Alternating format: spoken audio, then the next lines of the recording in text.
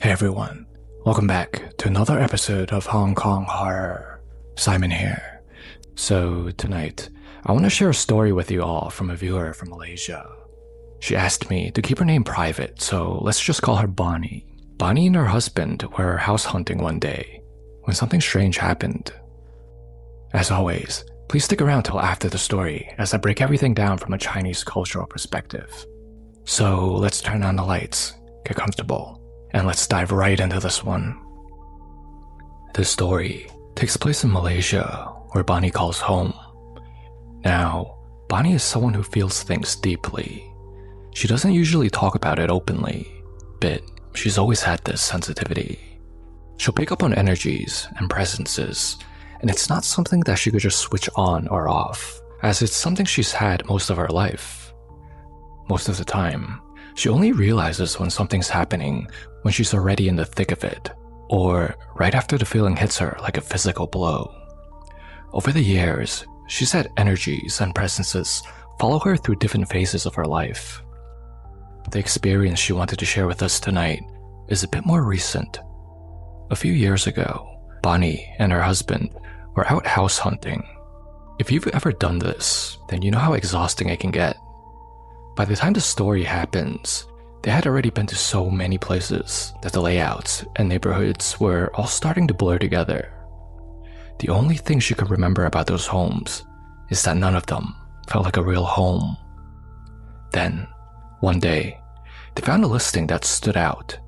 It was tucked away at the end of a quiet cul-de-sac, right next to a little park, and walking distance to her children's school. The area was completely shaded by tall mature trees. It was actually really peaceful, almost rare for an area so close to the town center. From the outside, the house was definitely older, but Bonnie had always been drawn to older properties. They have character. But before she even stepped foot inside, something about this place was calling out to her. When Bonnie and her husband arrived, the property agent and the owner were already waiting outside. The doors and windows were all wide open, as if airing the place out for the viewing. After exchanging pleasantries, Bonnie decided she wanted to walk the exterior perimeter of the property before going inside.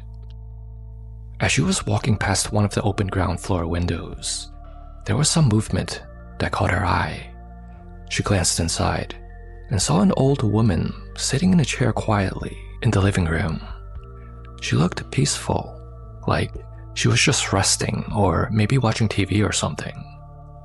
Bonnie honestly didn't think twice about it. This was an older neighborhood. Lots of elderly residents lived around here, and she just assumed it was the owner's mother. She didn't want to be rude and stare, so she continued her lap into the backyard. Once she got there, she noticed that the garden was completely overgrown. The exterior walls of the house also showed obvious signs of neglect. It didn't look completely abandoned, but it certainly didn't look cared for. Again, Bonnie rationalized it. Maybe the elderly owners just couldn't keep up with the maintenance anymore. Maybe that's why they're somewhat selling it. Standing in the overgrown grass, listening to the birds from the park next door, Bonnie could easily picture her family living here. Quiet mornings, slow evenings. It just felt right. After a few minutes of soaking it all in, she circled back to the front to finally take a look inside. Now, in Asian households, taking off your shoes at the door is basically an unspoken rule. It's a sign of respect. Bonnie was the first one to the entrance, so she immediately bent over to unlace her shoes. But the owner stopped her. He gave her a polite smile and said, "Oh, please, don't worry about that. Just walk in with your shoes. This house has been unoccupied for a long time. It's really dusty. I don't want you to ruin your socks." Bonnie froze. Empty? For a long time? Just 2 minutes ago, she had clearly seen an old woman sitting in the living room. She didn't say a word. She just nodded in silence, kept her shoes on, and stepped inside. The house wasn't empty. It was fully furnished, but walking into it, felt like stepping into a time capsule permanently stuck in the 1990s. The furniture looked untouched. Old family photos hung perfectly straight on the walls. The beds were made. Clothes were still folded away. It didn't feel like a house that was packed up to be sold. It felt like someone had walked out the door one afternoon and simply never came back. As Bonnie walked deeper into the hallway, the atmosphere shifted. Suddenly, she was hit with a crushing wave of sadness. It wasn't a slow build. It slammed into her all at once. It was a heavy, suffocating weight pressing down on her chest. Her eyes started to sting. She felt like she was going to collapse and just start sobbing right there on the dusty floorboards. The most terrifying part? She knew these weren't her emotions. It felt entirely external, like someone else's absolute despair had dropped onto her shoulders. She had unknowingly walked into a space where this grief already existed, and she was absorbing it like a sponge. The feeling kept rising, completely out of her control. Desperate, she turned to her husband, blamed the dust, and said that she needed some air. She powered walked back to the front door, but as she passed the living room, she glanced at the wall. Hanging there was an old family portrait, and staring back at her from that frame was the same exact old woman she had seen sitting in that chair. And because in our culture, you're taught to be highly respectful in places that held history, Bonnie lowered her head. Very softly, she whispered into the empty room. She apologized. She said she meant no disrespect. She was only there to view the home and that she wasn't there to disturb anyone. She walked straight out to the park next door, entirely removing herself from the property line. But the heaviness didn't leave. It clung to her. A few minutes later, the agent came out to join her while her husband finished the tour. Bonnie started asking questions. What's the history here? Did something happen? The agent gave the standard official answer. No, nothing tragic. The owners passed away naturally, and the son, who was in his 60s now, was simply letting the old family home go. But then, the agent let something slip. The house had almost sold twice before. Both times, they had buyers at the finish line, and both times, the deal mysteriously fell through. In one instance, a man was buying the house for his aging mother, specifically because it was a single story. But right as the loans were being processed, his mother unexpectedly passed away. The deal died with her. Bonnie looked at the agent and said, without even thinking, and blurted out, "You need to tell the family to do prayers in that house. Do a blessing, a cleanse, honor the previous owners so they can clear the space." When her husband finally emerged from the house, Bonnie grabbed his arm. She whispered, "Apologize to the house right now, and let's leave." Knowing his wife's sensitivities, he didn't ask any questions. He simply thanked the owner, and they left. On the car ride home, the emotional weight finally started to lift. Though it took hours of resting in her own bed to fully ground herself again. Bonnie realized that the old woman she saw had never really moved on. Her grief was so profound, so deeply anchored to that property that the sorrow was literally living in the walls. It had been 5 years now since that viewing. To this day, that house still sits empty. Bonnie and her family eventually found their forever home. The moment they stepped inside that one, it felt bright, open, and naturally peaceful. She made an offer before the tour was even over. The contrast between the two places taught her a very valuable lesson.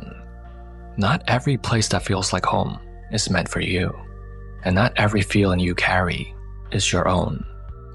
So, Hong Kong horror family, what do you think happened here in Bonnie's story?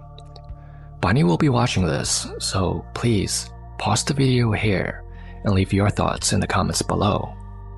Alright, so what do I think happened here from a Chinese cultural perspective? Whenever a house is left unoccupied for such a long period of time, something happens. It stops generating yang energy, yang hei, which is the positive energy of the living. All of us give off this energy when we are alive. Now, places that are abandoned or empty for a long period of time, due to a lack of yang energy, now become an area that accumulates yin energy, yang hei, which is the total opposite of yang energy. Yin energy is negative energy, and on the opposite end of the spectrum, it's associated with coldness, darkness, and death. Spirits are considered yin beings, as they belong to the world of the dead, and environments that are yin heavy become incredibly hospitable to spirits. In my opinion, what Bonnie experienced here at this house wasn't a malicious haunting. What she saw was something closer to a spiritual residue. In my culture, there's a difference between a malevolent spirit and a lingering spirit. There's a term we use called yumling, which means a spirit that remains with the human world. But not every yumling is dangerous. A big majority of them are simply just people who've passed away, but never fully detached from places or routines that have defined a huge chunk of their lives. If you recall from some of my past episodes, death is not seen as an immediate departure from this world. It's seen as more of a process where our soul is believed to gradually separate from this world after we're gone. We have a term called unsettling, which translates to 3 souls and 7 spirits, meaning that our soul isn't one large unified piece. Rather, it's separated into smaller pieces. And the belief is that not all pieces of the soul leave at the same time after death. This is actually a pretty complex concept, but I can expand on this. So, what exactly is unsettling? This is an extremely ancient concept that predates many of the modern Chinese ghost beliefs. Human beings are not thought to have a single, indivisible soul. Instead, we have someone, the 3 Hun souls, and settling, 7 Po spirits. The general idea is that the someone is associated with our consciousness, personality, spiritual awareness, and higher functions, while the settling, 7 Po spirits, are associated with things such as instincts, emotions, physical attachment, and bodily existence. So in super simple terms, the one is what makes you, you, and the pak is what keeps you connected to earthly self. When a person dies, these components do not all leave at the same time, but instead it happens separately and gradually. If you've ever witnessed a Chinese funeral, this is why there are multiple rituals that occur over several days and weeks. The family is helping guide the soul of their lost loved one through a transition process. So what does this have to do with Bonnie's experience?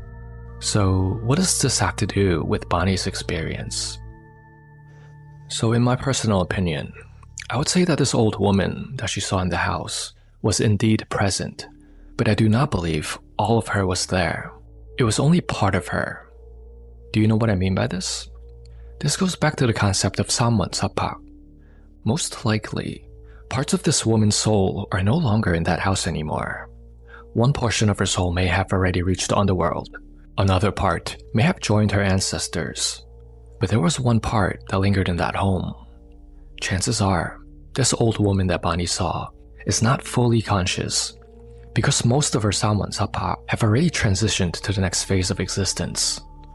What was left at that house was just a fragment of her full self, a part that was tied to a memory and attachment, a lingering pak still attached to that house.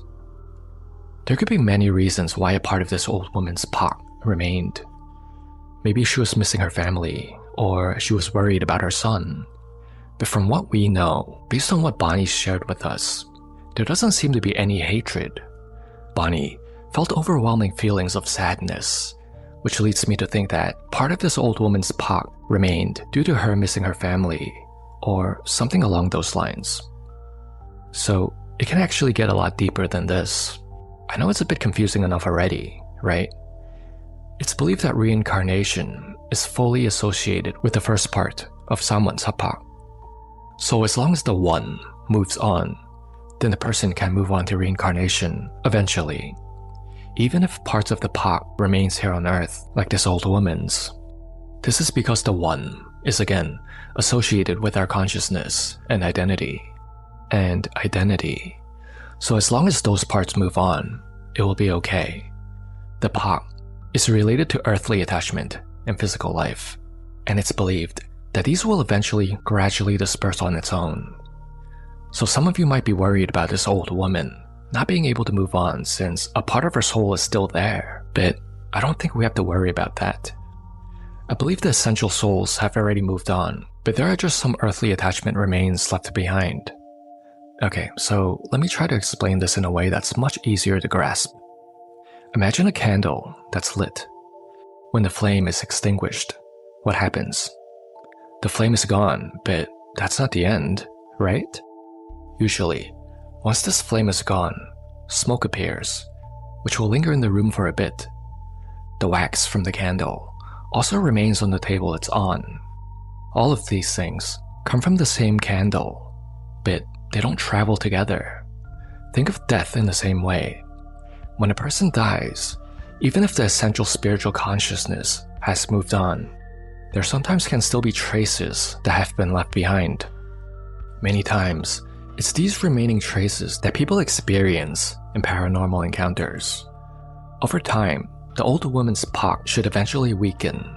As time passes, attachment weakens, and the emotional residue will fade. I think what Bonnie saw was a remnant that would eventually fully fade away on its own, as it slowly loses the emotional force keeping it together. Now, of course, there are cases where the attachment is extremely strong, but that's something else entirely, as then it would be a situation of sapnim, which translates to a fixation so powerful that it continues after death. That's a whole different ballpark, which doesn't relate to the situation, so I won't discuss that now. So now, I want to go back to something that Bonnie described. She felt this overpowering emotion of sadness that wasn't her own. Seeing a spirit is rare, but feeling one is much more common in comparison. Emotional perception is often the first way a person encounters the spiritual world. Some people, like Bonnie, naturally possess stronger sensitivity to the spirit world than others. This is something we call lingam. Everyone has different sensitivities, but this doesn't mean that everyone with a high lingam will be able to see ghosts walking around every day. More commonly, they might experience things like dreaming about dead people, sensing someone watching them who aren't really there, or becoming emotionally affected by a location. Bonnie seems to have a fairly strong lingam, since she was able to see the old woman as well. Now, why did Bonnie feel this powerful emotion of sadness? Well, do you remember when I explained what pak, soul, is made up of? In case you forgot, I'll repeat it again. Tapak, the seven pole spirits, are associated with things such as instincts, emotions, physical attachment, and bodily existence. This is why I mentioned that I think the old woman's soul that remained in that house is not a one, but a pak, because emotions are precisely what the pak is associated with. What Bonnie experienced was the emotional state attached to the lingering pak of that old woman due to her high sensitivity. Thank you, Hong Kong Horror family, for making it all the way to the end of this week's episode. I hope you enjoyed tonight's story. I also wanted to thank Bonnie for sharing her story with us. I hope you enjoyed my personal breakdown of what I think happened. And if any of you have any stories of your own that you want to send to me, I would be happy to take a look at it and try to break it down for you from a Chinese cultural perspective. But please, make sure to include every detail you remember. Alright, stay safe everyone, and good night. We'll speak again next week.